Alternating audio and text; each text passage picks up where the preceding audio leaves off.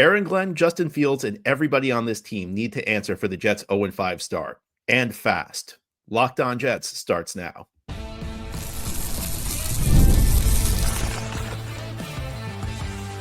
You are Locked On Jets, your daily New York Jets podcast. Part of the Locked On Podcast Network, your team every day. Welcome. This is the Locked On Jets podcast, part of the Locked On Podcast Network, your team every day. It is Monday, October 6th, 2025, and I'm your host, John B. from GangGreenNation.com. Thank you so much for making the show your first listen or first watch every day. A big shout out to you everydayers. This is a daily podcast covering the New York Jets with new episodes each day through the week, Monday through Friday, and today's episode is brought to you by Mazda.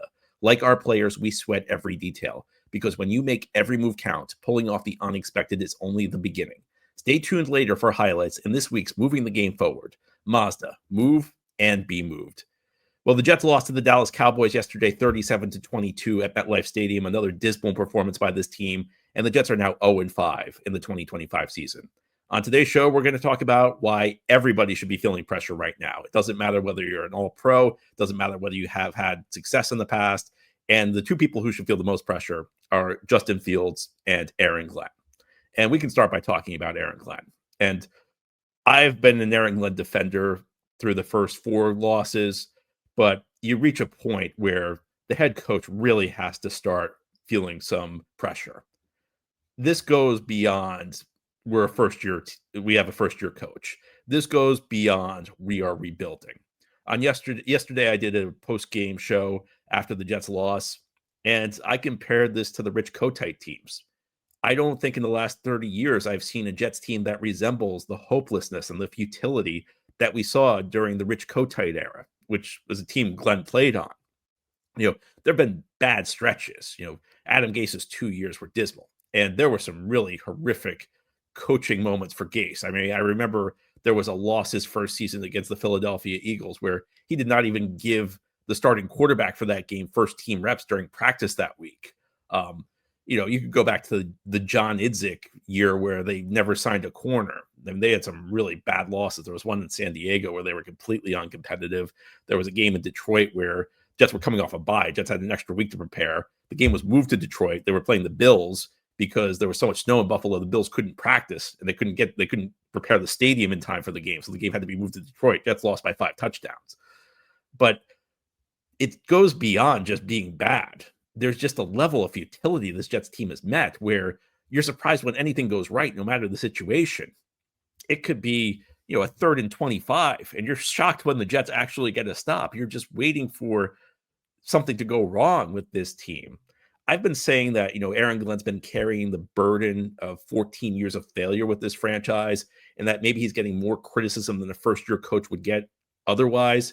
But you reach a point where you just can't defend the coaching staff anymore. This game is the first time, and I don't think it's going to happen. I don't think Aaron Glenn's going to be one and done, but this game was the first time I actually thought that the odds of Aaron Glenn being one and done are above 0, because when it's this bad, it has to be on the coaching, at least to an extent. I don't know where bad play ends and bad coaching begins. And when you don't have good players, even Vince Lombardi is probably going to look like a bad coach.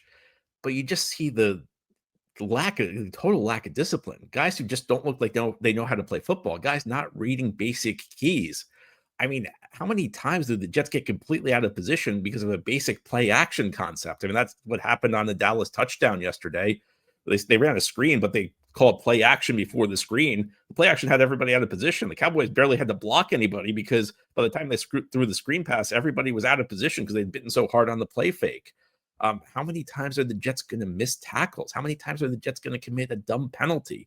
I understand the roster is not that talented. And, players who are less talented tend to commit more penalties because they tend to be out of position. They tend to get beaten, and that's when penalties happen. But another game where the Jets are in double-digit penalties, it's really tough to believe. This is the only winless team in the league right now. And you can't just say it's all about talent, because there are some really lousy teams in the league. I mean, here on the Locked On Podcast Network, before the season, we did a survey among all of our hosts of the top 100 players. Jets had 3 guys in there. there are a lot of teams that had less than 3 guys in the top 100. It's not like the Jets are completely barren in talent. Yet they're the only winless team in the league, and they've had chances to win games. Maybe not so much yesterday, but there have been games where they've been in where they can't make big play. They can't make plays in timely moments, or they make plays that give the game away. And we've seen this over and over. On some level, this has to be coaching, and you want to find the balance. And when I say the odds are above zero that Glenn is one and done, that doesn't mean I think it's likely to happen. You have to remember, and I think we have very short memories about coaches, but there are lots of coaches who have been successful who've looked completely hopeless the first half of year one of their tenures. And it's not just first-time head coaches.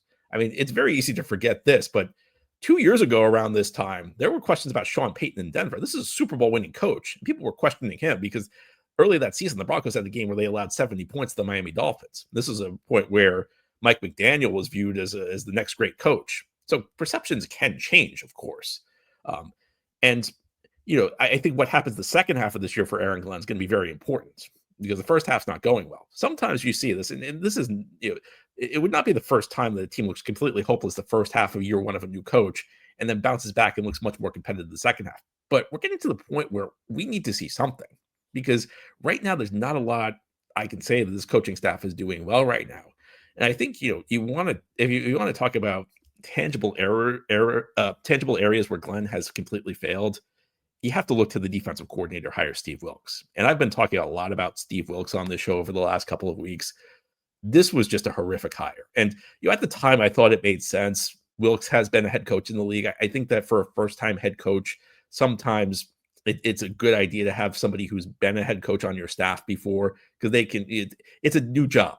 When you're a first-time head coach, there are lots of things you're just not expecting. I think having somebody who's navigated that before, even somebody who failed like Wilks, somebody who was one and done like Wilks, can be a benefit for you, but this defense just can't do anything right now. And you can see tangibly the areas where this scheme is failing. You see how predictable the blitzes are. I mean, I can see the blitzes. Has there been a single time all the blitzes the Jets have run where somebody busted an assignment up front because they didn't know what was coming? And the blitzes are poorly designed. I mean, you have blitzes give guys who have to run from the secondary who it's just going to take them forever to get to the quarterback. They're easy to pick up. Glenn, after the game, said that he's not taking over the defense, and that's going to draw some criticism. I don't know that Aaron Glenn taking over the defense right now is going to make much of a difference. And I think it's easy to fire people. The question is always what happens on day two. Last year, everybody, lots of people wanted Robert Saleh fired. Well, on day two, Jeff Ulbrich took over. Now he's running the defense and trying to run the team. It just didn't work. And I think you get to a point where Glenn would probably be stretched as thin as Ulbrich was a year ago. And for where this team is right now, the last thing they need to do is create more complications. But after this season, I will say this. If Aaron Glenn is retained for year two, which I'm fully expecting, Steve Wilks has got to go unless we see a dramatic improvement by this Jets defense over the remaining games, because this looks just like a mess. And there's nothing redeeming about the job Wilks is doing right now. The scheme is horrible. It's not the big reason the Jets are losing, but it's not helping anything. This is a horrific defensive scheme. And look, maybe it's Glenn's scheme. Maybe Wilks is just doing what Glenn wants. And maybe the situation is hopeless as long as Glenn's here on defense. But something's got to change on this defense. So I'll even go as far as to say right now, if things do not change between now and the end of the season, for me, Wilks has to go or I'm out on Aaron Glenn. And there's a long way to go this season. I might end up being out on Aaron Glenn anyway, the way things are going. But for me, Steve Wilks returning in 2026 is going to be a non-negotiable if Aaron Glenn's back. And because there's just so much that has to change with this team right now. This team is not getting the coaching it needs. This team is not functioning on any level. And Aaron Glenn's got to start taking some heat for this, because you know what? Even if you're a first-year head coach, it doesn't need to look like this. Jets aren't the only team with a first-year head coach. They're the only team that looks like this. And maybe the talent's not great, but the talent's not at the point where the team should be completely uncompetitive. Now, here on the Locked On Jets podcast, we'll talk about an area where the Jets are probably talent deficient. That's the quarterback position. Justin Fields is just not doing the job, and it's not a big surprise, but it's certainly holding back the offense. Let's talk about Justin Fields' failures and where the Jets can go from here as we continue here on this Monday edition of Locked On Jets. This episode is brought to you by Square, your favorite neighborhood spots run on Square. There are certain businesses that make the neighborhood the neighborhood. These are the places that become an extension of home. Whether it's the sports bar dedicated to your team's fan base, the spot where the best wings in town are, or that beloved local chain that's been rooted in the community for years, these businesses are what bring people together. When neighborhood businesses thrive, the whole neighborhood thrives. Sports are something that brings neighborhoods together. Whether it's gathering for game day rituals, celebrating the best wings in town, or just being part of a fan base that calls the place home. And when we show up as a community, it can mean big business for local business owners. Money spent in the neighborhood stays in the neighborhood. Square is a proud partner of more than 4 million neighborhood businesses around the world. You can go to square.com/go/LockedOnNFL to learn more. But before you do, go support your favorite local neighborhood spot. You'll be happy you did. Square. See you in the neighborhood. This episode is brought to you by Mazda's Moving the Game Forward. For those who believe it's not just about playing the game, it's about redefining it. There are moments that do more than put points on the board. They move crowds, move culture, and keep moving the game forward. And this week's moment that moved the game forward is the decision Jets fans made to keep being loyal to this team. I mean, it's really tough to pick a player and say that any player on this Jets team is moving the game forward. Maybe we could go with Garrett Wilson. It's all about the fans right now for the New York Jets. This is a franchise that has really given its fan base nothing to cheer about. Yet we still watch every Sunday. We go to the games. We support this team. This is a team that's really done nothing to earn our support, but we're so loyal that we keep following them and keep hoping for better days ahead. And I think there's something really great about that. When you follow what moves you, the unexpected is only the beginning. And just like there's more to every highlight, there's more to a Mazda vehicle. Mazda, move and be moved.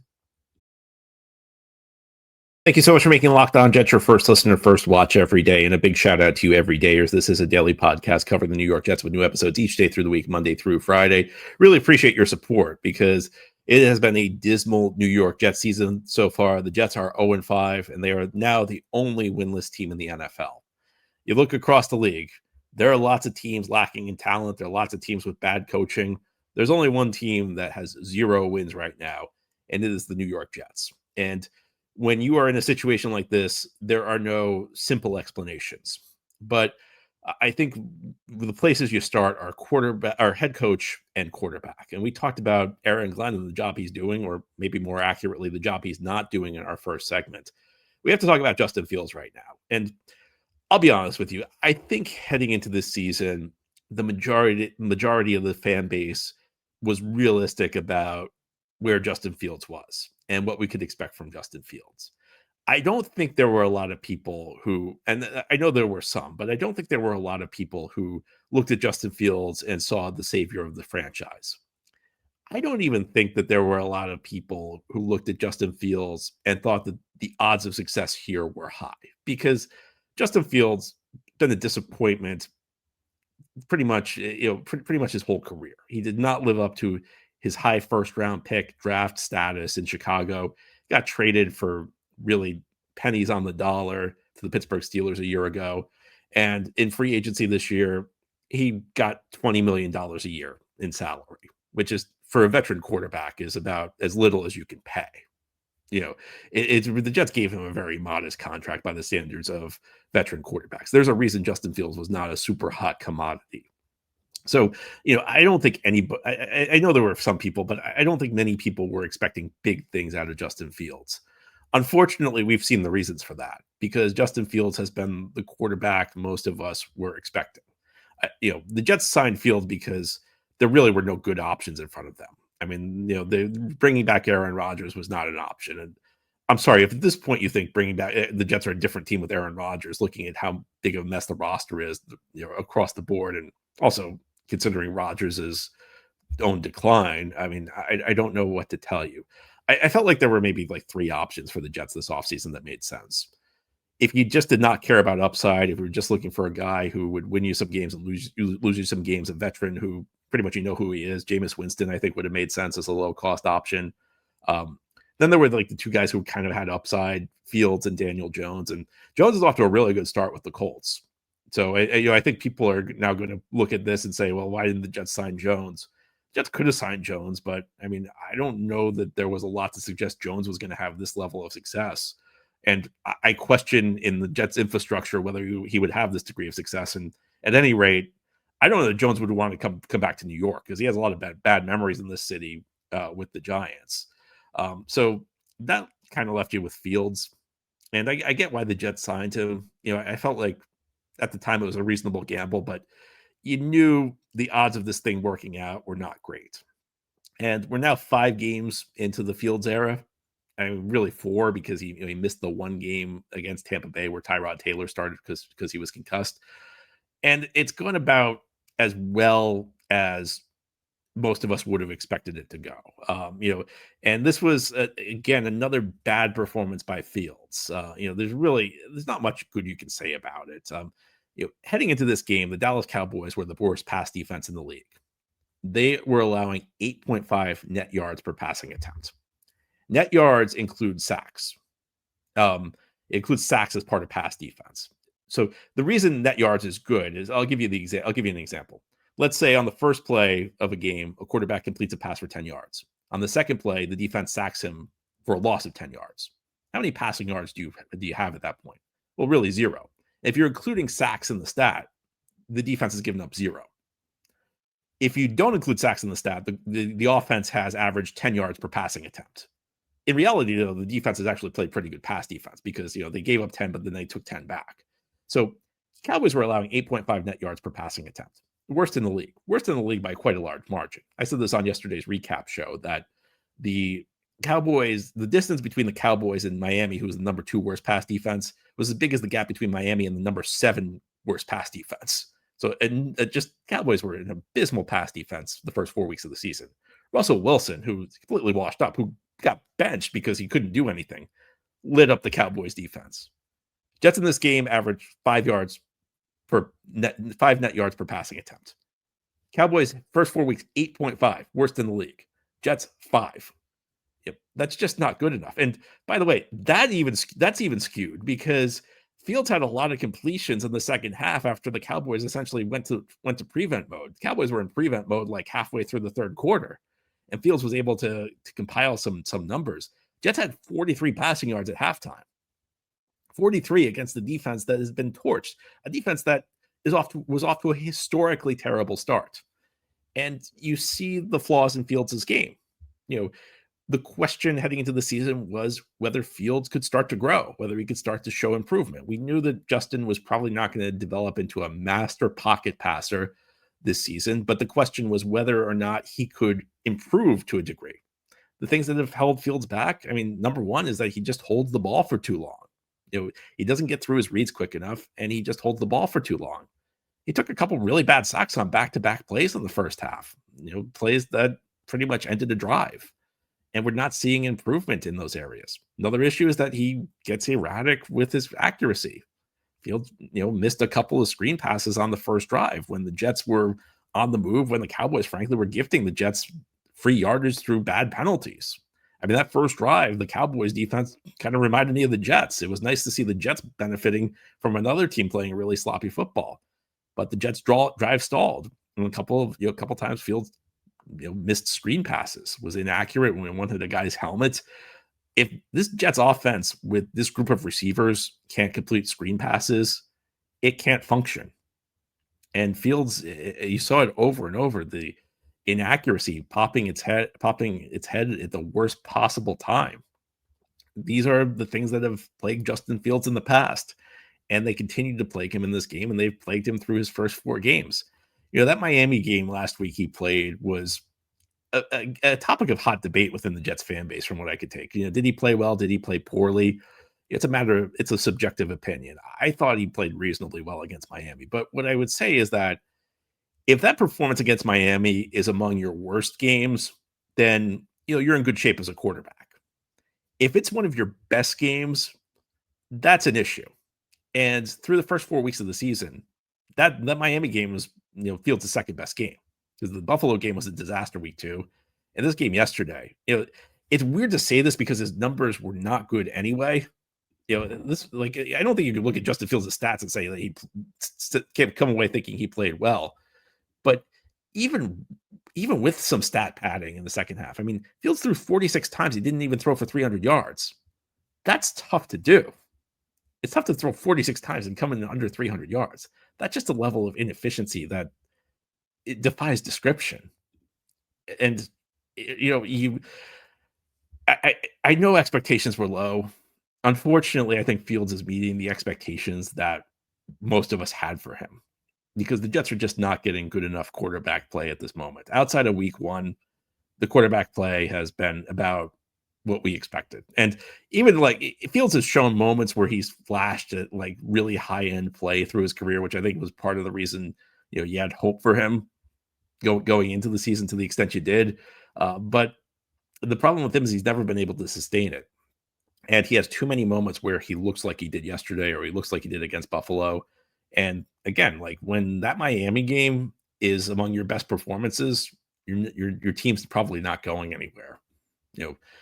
Justin Fields right now looks like the quarterback he's been through his whole career. Is Justin Fields materially better than the quarterback he was 2-3 years ago? I think through 5 games this season, the answer would be no. The Jets have to hope that gets better going forward, or it's going to continue to be a long season. But although the issues may start with Eric Glenn and Justin Fields, they don't end there. It's really difficult to find many Jets players who are playing very well this season. And during the Locked On Jets podcast, we'll talk about the disappointment. It's tough to believe some of the regression we've seen from Jets players. This Jets team has a lot of holes on it, but there are guys who have at least accomplished something in the NFL who are coming in well below their normal expected values. We'll talk about who they are as we continue here on this Monday edition of Locked On Jets. Today's episode of Locked On Jets is brought to you by FanDuel. The NFL season is here, and FanDuel has an offer you don't want to miss. Because right now, new customers can bet just $5 and get $300 in bonus bets if you win. That's right. Pick a bet, put down $5, and if it hits, you'll unlock $300 in bonus bets to use across the app. FanDuel gives you so many ways to play. You can build parlays, you can try player props, you can even follow the live line during games. It makes watching football more exciting when you got a little something riding on the action. Whether you're a casual fan or love diving into the stats, FanDuel makes the game day experience so much better. Jets are heading to London this coming weekend, and probably a good time for the Jets to get out of the country the way they're playing. They are up against the Denver Broncos. No surprise, the Broncos are 7-point favorites in this neutral site game. Jets are looking for their first win of the season. They're going up against the Broncos team that just beat Philadelphia, and the Broncos are 7-point favorites. So what are you waiting for? Visit FanDuel.com or to download the FanDuel app today and get started. Again, it's FanDuel.com to download the FanDuel app. This is the Locked On Jets podcast here on this Monday. It is an ugly start to the 2025 season for the New York Jets. The Jets are 0-5. In fact, they are the only winless team left in the NFL after week 5. This is not the start anybody was hoping for. And I think even though a lot of people were expecting the Jets to be pretty bad this season, the degree to which they're bad has been somewhat surprising. And, the Jets had low expectations entering the season. I think a lot of that had to do with the roster that they've got. This is a team that, even when we were entering the season, we knew that there were some pretty glaring holes at some key spots. I think we knew that wide receiver number 2 was going to be a problem. I think on the defensive line, there was a good starting unit, but there was a lack of depth, and the Jets have suffered a pretty key injury there with Jermaine Johnson going down. And they've also had injuries at other spots. Linebacker Quincy Williams is out. And not only is Quincy Williams out, his primary backup, Marcelino McCrary-Ball, is also out on IR. So you have Kiko Mauignoa, the rookie, who was a late-round pick this year, starting. It's not good. But I think what's disappointing me as much as anything is the guys who have accomplished something in the NFL really aren't playing at a super high level. Sauce Gardner, everybody was looking at this as a potential bounce back year. 2024, Sauce took a lot of heat. It was his first year in the NFL where he was not a first-team All-Pro.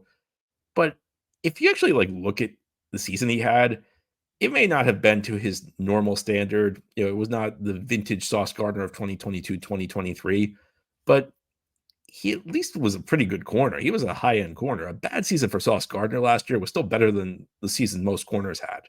This year, Sauce honestly has looked like a mediocrity through the first 5 weeks of the season. He had a great week 1 against Pittsburgh. He really shut down DK Metcalf. And, I have to admit that every year I mock the idea of people reading too much into week 1. I always call it overreaction week. I think this year I pretty much fell into the trap because there were lots of things that really excited me. And I was hoping against hope that maybe they would carry over through the rest of the season.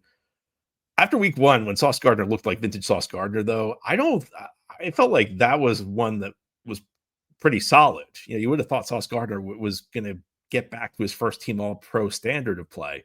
He just hasn't. Another game where he looked human. He gave up it was in coverage for a long touchdown, got beat for a long touchdown in this game. It's not happening for Sauce Gardner this year. I think Quinnen Williams has been pretty good this year, but he's mostly been effective as a run stopper. This game, going up against backup defensive linemen, no quarterback hits, no sacks. Quinnen's a good player. He's obviously having a great year against the run, but the Jets need him to take games over as a pass rusher. He hasn't been doing it. And Breece Hall, look, I've been one of Breece Hall's biggest fans since he entered the NFL. I know statistically, if you look at the box score, it's going to look pretty good yesterday. I know that there were some good runs he broke. I know that he, for the most part, was a productive part of the offense, but that fumble in the first half was a game changer. And I have to say, I've been trying to find reasons to say the Jets should extend Breece Hall. I've been trying to find a rationale. You probably heard it if you're an everyday, or if you've been listening to this show frequently. I've been trying to talk myself into the idea that Breece Hall can be a good back, that he can be part of the future for the Jets. But I'm running out of reasons to believe that Breece Hall is a guy worth keeping around after the season. And that fumble, that was the biggest play of the game. So, you could talk about the big runs he broke, but none were as important as that fumble. And I think the big runs were also a function of the holes the offensive line were breaking. At least that's the way it seemed to me watching the game live. But there are even guys who have at least looked like decent players in the past. They've at least had stretches where they've looked good. Jamien Sherwood looks lost right now. I mean, he's missing tackles. He's not getting to the right spot quickly enough. This was a guy who was maybe the Jets' best player on defense a year ago. People are saying, oh, he was overrated. He was really good last year. I don't agree with the idea he was overrated. Now, I think we knew when the Jets gave him that contract, there was some risk to it. I thought it was a risk worth taking because I liked Sherwood's trajectory. I like the idea that you're keeping one of your own guys, and it felt like Sherwood kind of grew into a leadership role last year. And he was a guy who earned the respect of the locker room enough to be voted team MVP. The players who vote on that. And a lot of times the guy who gets the MVP isn't the guy who played the best. It's the guy they respect the most. So Sherwood, had a big 2024 season. Did a lot of good things last year. This year, I mean, he's regressed quite a bit. After showing steady improvement from year 1 to year 2, year 2 to year 3, year 3 to year 4, year 4 to year 5, we've seen a big step back for Jamien Sherwood. Will McDonald, this is another guy who I've defended frequently through the years, but Will McDonald's not bringing it this year.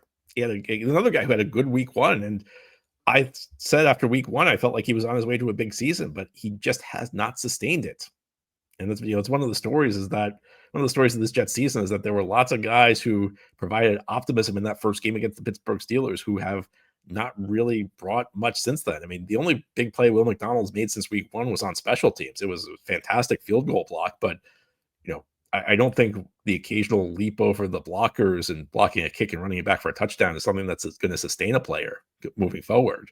And we can go down the list. There are just too many guys who, not everybody's a first team All-Pro like Sauce Gardner or Quinnen Williams, but there are guys who have accomplished something in the NFL, guys who have at least had long stretches where they've looked like effective players who are not performing at a high level. I think if we're looking at, which Jets players are performing up to expectations, Garrett Wilson might be the only guy on the list. I mean, if you were looking for a second guy, it might be Jawan Briggs, who is backup nose tackle. When you're backup nose, when we're trying to seek guys out who are playing at a high level, and at the top of the list is the backup nose tackle, it speaks volumes about where the team is at. And again, this is a situation where it's difficult to say where the issues with the players end and where the issues with the coaches begin. I think when something's this system wide, there probably are issues with the coaching staff. And, one thing I've noticed when watching the film is that it seems frequently like the guys on defense really are confused with what their assignments are. But you know what? There are also plays to be made that these guys aren't making. And these are plays that really don't have a whole lot to do with scheme. So, as much as I'm going to blame Steve Wilkes and Aaron Glenn for some of this stuff, there's some things that just go on the players. This Jets team may not be that talented by NFL standards. It may not be a team anybody was expecting to have a winning record. It may not be a team anybody was expecting to make the playoffs, but this is not a team that should be 0-5 because nobody should be 0-5. again, like look across the league. Look at some of the rosters across the league. Look at some of the coaching staffs across the league. There's not another coaching staff that hasn't won a game so far. Every other team has won a game, no matter how bad they are. Not like the Jets' talent is worse than New Orleans or Tennessee or Miami, but for whatever reason, those teams have wins and the Jets don't. And right now, there's no debate. Last week I said the Jets were the worst team in the NFL after they lost to Miami. There were some people who questioned that. Well, the record right now says the Jets are the worst team in the NFL. It's going to be interesting to see how the team digs out from that. But that's all for today's episode. This has been the Locked On Jets podcast, part of the Locked On Podcast Network. Your team every day is our motto. As always, if you enjoy the show, hit the subscribe button where you're watching or listening so that you'll never miss an episode. If you enjoy the show and are listening on a podcast source, give it a 5-star review. And if you're watching on YouTube and enjoy the show, give this episode a big thumbs up. It helps us out, helps other Jets fans find the podcast. Enjoy your Monday, everybody, as best you can after that Jets performance. We'll be back tomorrow to talk more Jets.